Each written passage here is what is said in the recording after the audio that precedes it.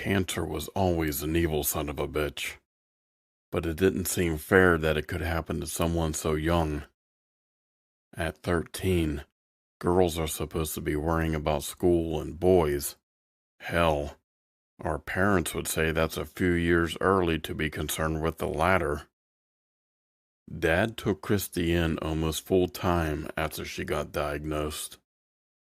He never wanted her around before. The fat one, he used to call her. But now he seemed to care. Sure, the judge said he was only supposed to get her on weekends, but Mom thought that she was better off with him.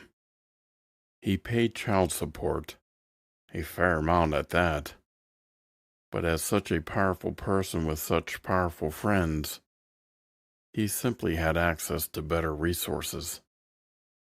Withering away from cancer was more comfortable in a big house with a pool than in the little shack Mom called home. And so Christy moved back in with Dad. I got home from my semester abroad 3 months after Christy's diagnosis, and my heart broke when I saw her. My little sister, once so full of life and love, was a skeleton of her former self, physically. She had always been a bigger girl, but she had never let the taunts from her classmates get to her. This was probably because she was getting the comments at home. How could peers hurt you when your own father did so much worse? Dad had always been ashamed of her size, and made it clear. Now, she was dangerously skinny, with a body ravaged by chemo. We laid in her bed and held each other close for what felt like forever and cried. My little sister, dying at 13. It wasn't right. Finally, she needed rest, so I left her alone.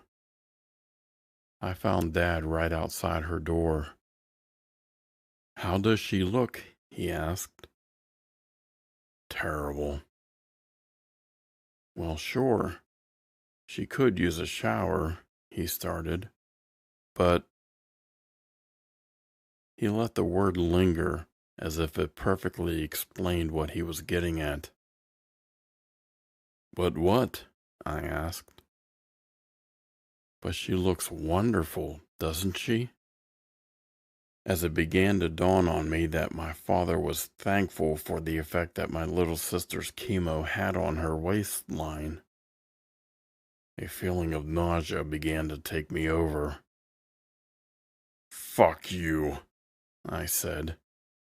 I had never said anything close to as confrontational as that to my father in my life, and my nausea deepened as a result, as he had taken no pains to remind me while I was growing up. He was a powerful man, and powerful men deserve respect. Surprisingly, he just laughed. "I'll cut you some slack now. You're in shock. But if chemo finally gets your sister to put down the fucking fork, then aren't I a hero?"